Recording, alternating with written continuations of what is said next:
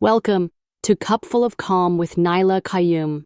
In the last video, we talked about how doing nothing changed everything, how stepping back brought unexpected peace. Today we're continuing in that quiet direction, but with a new layer. Not about stillness this time, but about the courage it takes to say no when everything in you is wired to say yes. This one's a little different from the calm book reflections or poetic moments we usually explore. Today, I just want to speak, honestly. There was a time in my life, not very long, ago, when I didn't know how to say no. Not to colleagues, not to friends, not even to strangers. If I'm being truthful, I became the yes person. Always available, always polite, always quietly exhausted. It wasn't because I was noble. It was because I was scared. Scared that someone might think I didn't care, scared of looking selfish, scared of making things awkward. So I said yes when I wanted to rest. Yes to help, when I needed help myself. Yes to invitations. That made me anxious. Yes to being agreeable, even when I disagreed. On the outside, I looked helpful, easygoing, but inside, I was slowly unraveling. It built up quietly, the kind of tired that sleep doesn't fix. The kind of silence that isn't peaceful, it's heavy, and I began to resent the very people I was trying to please. But how could I blame them when I never once told them no? The turning point wasn't dramatic. No one yelled at me.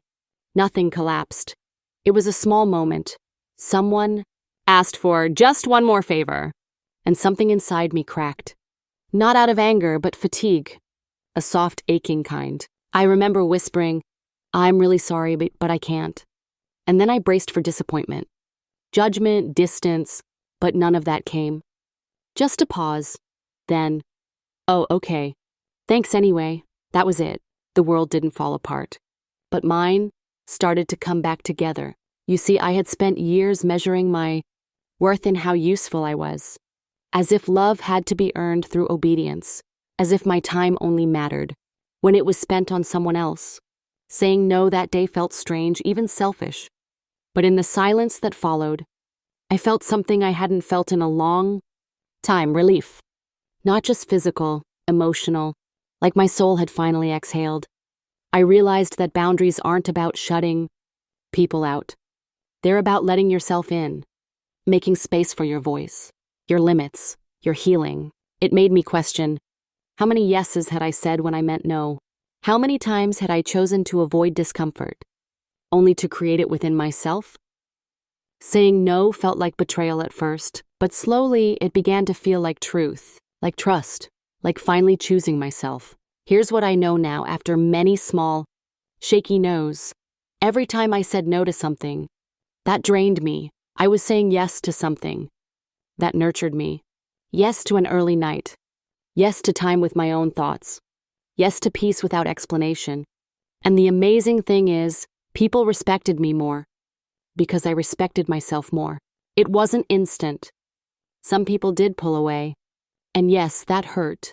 But their absence taught me what presence should feel like: safe, mutual, easy to breathe in. You learn that the people who belong in your life will not be threatened by your boundaries. They will honor them. They might even learn from them. If you're someone who gives too much, agrees too easily, or never wants to rock the boat, I see you, I was you, and I promise, there's freedom in boundaries. There's calm in honesty, and there's nothing selfish about protecting your own energy. In fact, I've come to believe that every gentle no we say is a quiet revolution against the version of us that was too afraid to speak. Saying no doesn't mean you love others less. It just means you're learning to love yourself enough. So next time your body whispers no, listen. Honor it, trust it. The right people, the real ones, won't disappear. They'll lean in, and you'll start to recognize your own voice again. You don't need to explain, justify, or feel guilty. You just need to remember you're allowed. If this calm resonated with you, don't keep it to yourself. Share. And drop your thoughts in the comments below. I'd love to hear from you.